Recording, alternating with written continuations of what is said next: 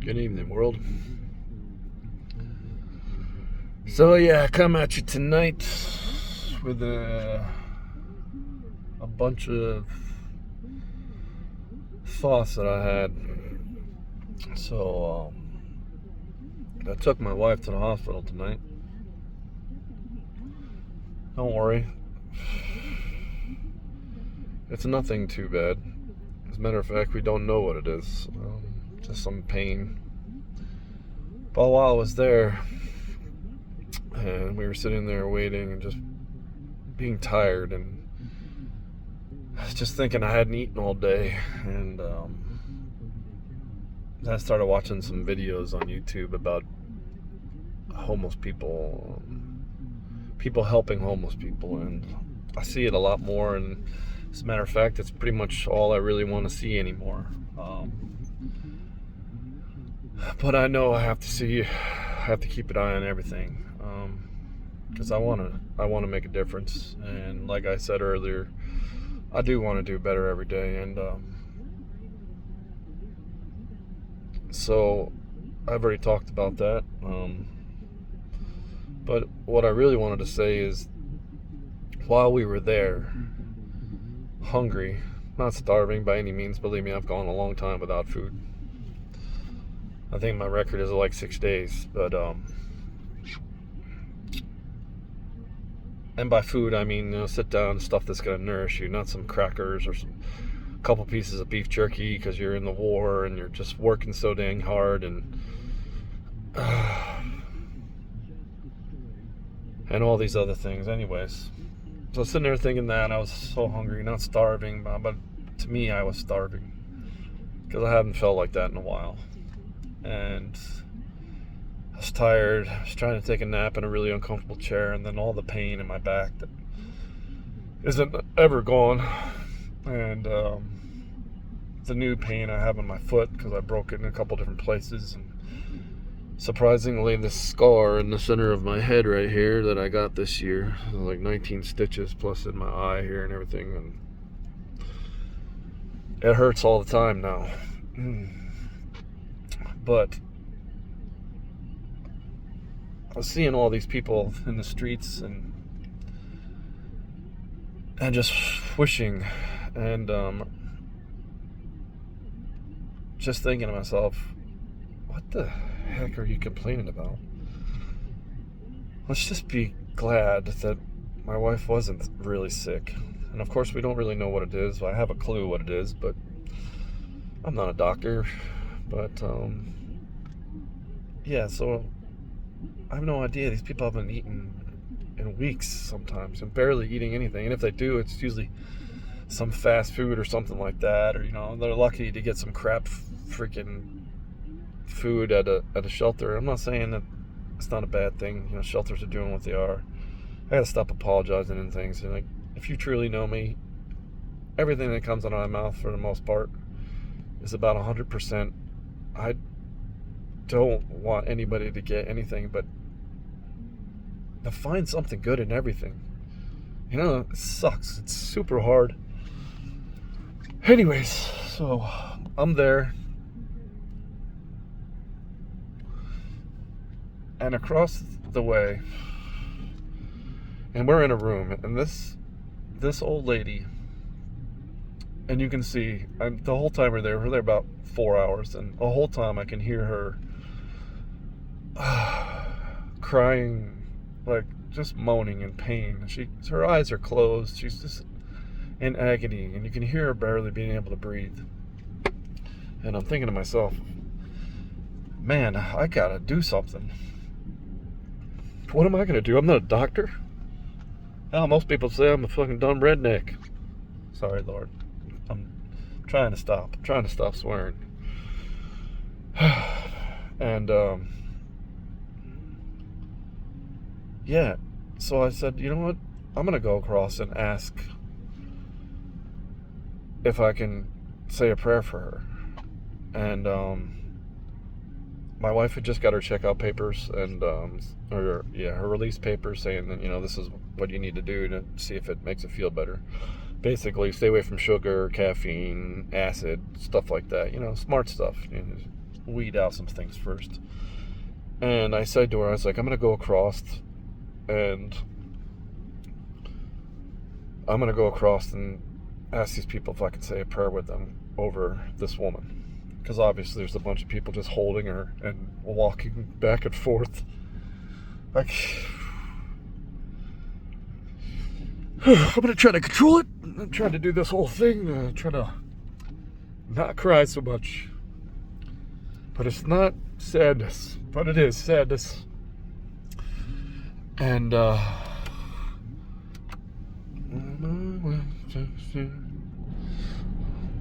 just sorry in the background, Holy Holy's going on, and man, I can't help but sing it sometimes. So, my wife immediately, as soon as I say it to her, says, I was thinking the same thing. And she would have done it. She had already raised her hand up to cross her chest multiple times that day anyways. I mean, for everything. I love the woman. She is what I aspire to be like.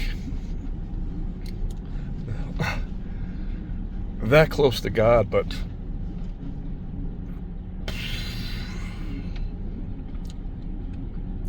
not still searching like me.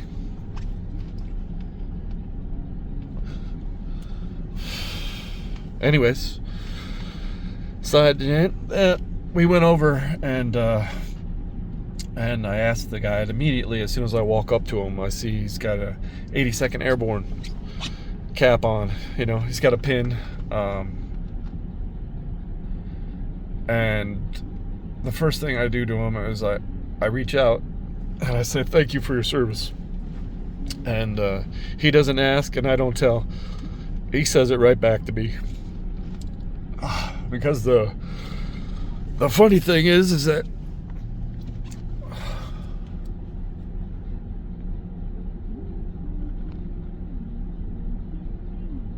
respect knows respect, love knows love. And to be in the military, not much less, having to go to war or a conflict or seriously just to give the faith that you could possibly do some good in the world by defending the freedoms we all have.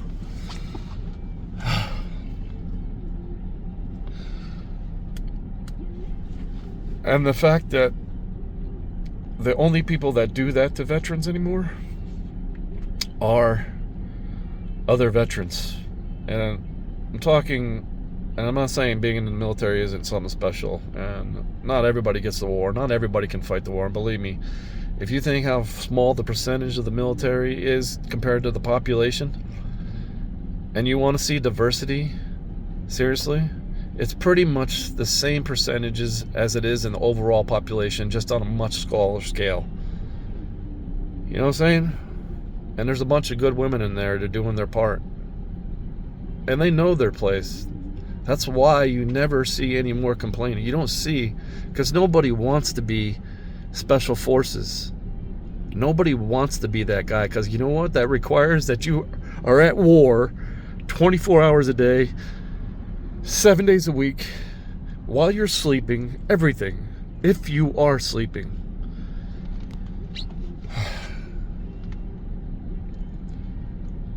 But anyways,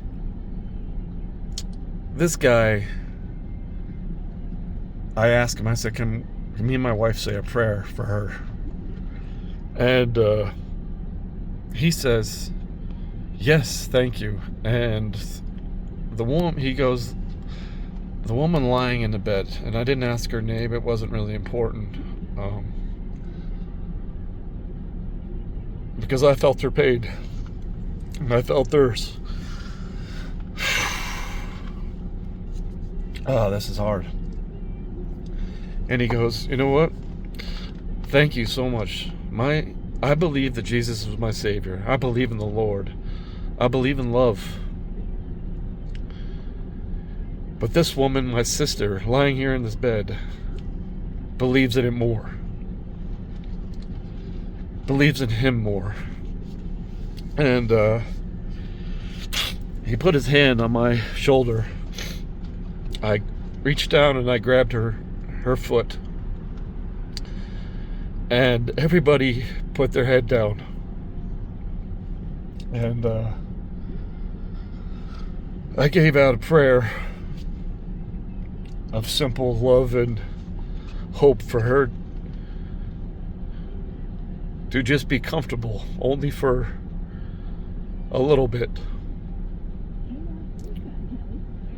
Just so she can see the light before she ascends onto the Father.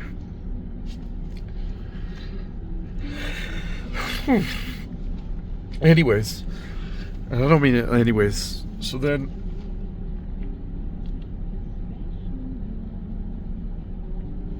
we get done, we all hug, and I find out that the young lady across from me, probably my age, maybe a little bit older, because I kind of remember him saying that she was 76, and she looked much older. Probably somebody who truly got affected by COVID. Because I remember one of them saying that she had contacted COVID. Now, when you say, oh my God, see what I'm talking about? That's why we need all these vaccinations. No, that's not what I'm saying. I'm just saying that COVID was manufactured in China. And if you don't think that, or whether you think it's a conspiracy theory on the other side, believe me, look into Fauci's eyes. Not once do you ever see him remorseful, energetic, happy, any of that. All you see him is straight-faced, because the man is truly evil.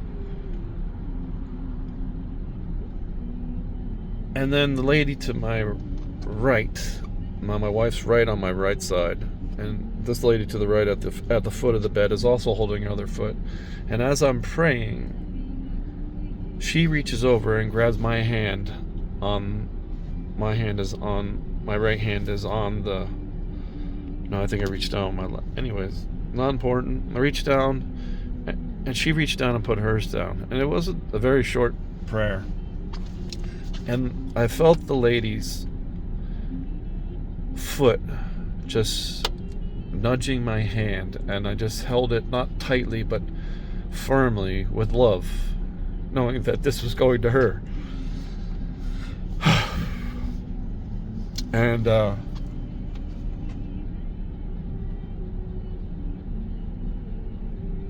she was the wife of the man that was standing next to me, and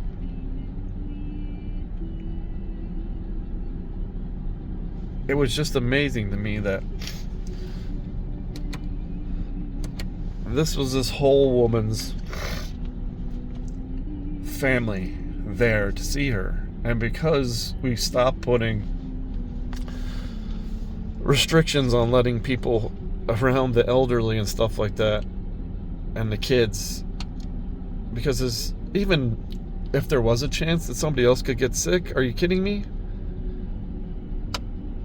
That's somebody's family member that you're just trying to love.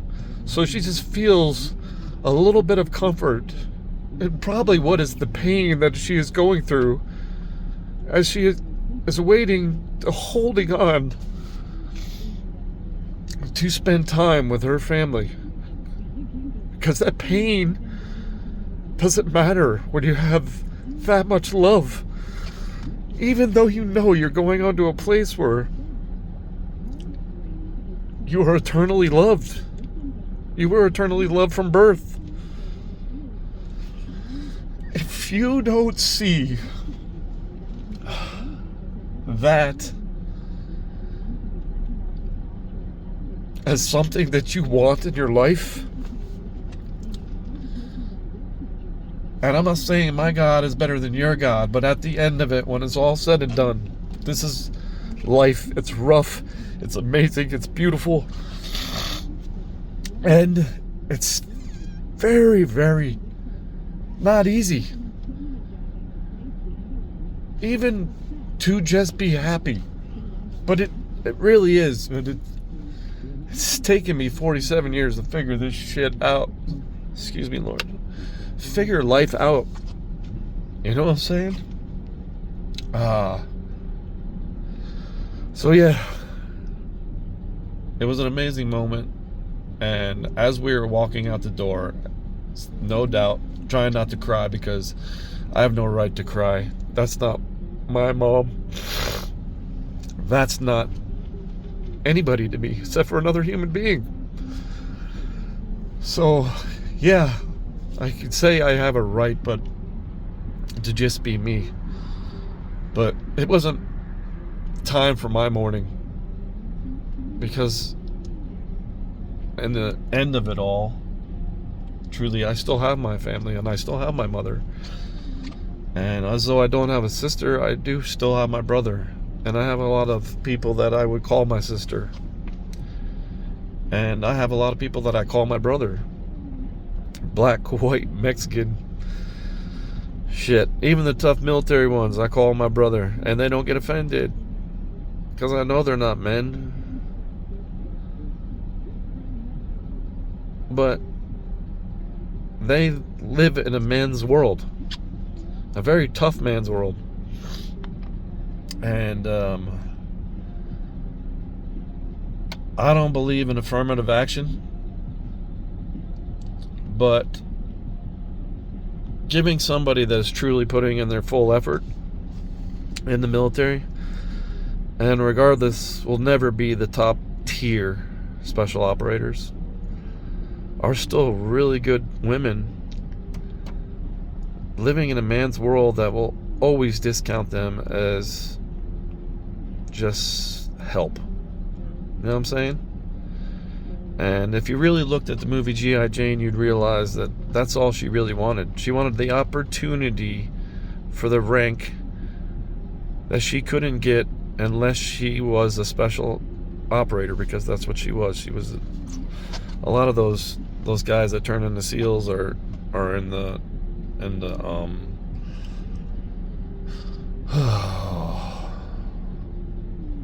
operations and oh man, I can't even think of it. The guys that go out there and figure out where the bad guys are. All the intelligence guys. Yeah, there it is. Come on. It's an oxymoron, intelligence and an intelligence agency. It's kind of funny. But anyways, there's a lot of smart guys out there, believe me. They are intelligent. Probably a hell of a lot more intelligent. And be using that shit in other places. But hey, I'm alive. I know it's a lot to do with it because I paid attention to shit like that. But I was just a country boy. I watched a lot of Rambo movies, a lot of Commando. But I had a mom and I had a father and I had a bunch of other family members that served. And a mom that loves anything to do with war. She's a virtual knowledge craziness. I mean, I still haven't learned enough from her. And I have the internet at my fingers. Because you know what? I could never see it in color. Because I wasn't there.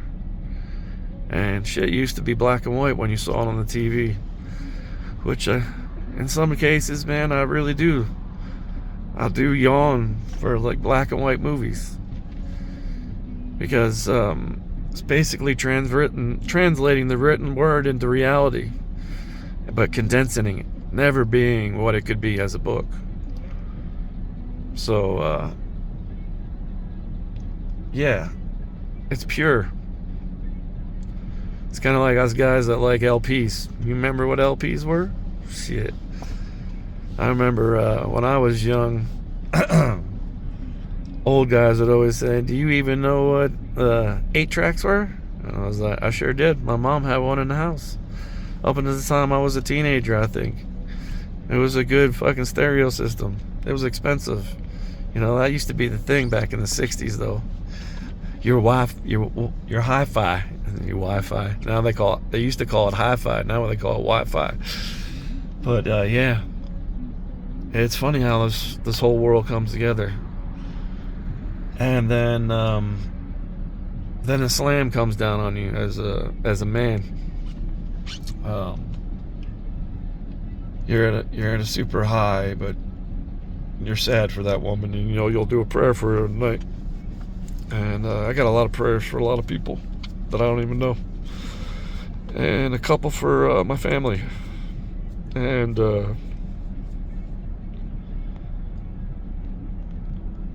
we go to my local dispensary. Yeah, I'm not perfect. Never claimed to be. No, I'm not worthy. But still trying to prove it to my wife. Shit, just trying to prove it to myself. That's right, I swear again, but it needed that on that. So, yeah, I get this, don't get me wrong, I'm still against marijuana. Because, if I known the stuff I know now, because I smoked a little weed, and I can't stand the smell of weed, and so that's why I love edibles. And if I had found that first, and it was socially acceptable back in the day, I'd be dead. I'll tell you right now. Because that was the fighter in me back then. You know what I'm saying? That wasn't the Lord in me. That was the fighter. That was the sinner. And so yeah, it wouldn't be good, and I don't know it would be good in a lot of cases, but I do know that derivatives of it that don't give you the high, CBDs and stuff like that, are plant-based things that we should be looking into more. We really should. And I also know that, and they say you're 18, you're old enough, but I'm telling you right now, you didn't reach a status in the United States back in the day until you had some time on your hand, and you usually had to be close to 30. And a lot of brain science nowadays, yeah, I watch shit on that too.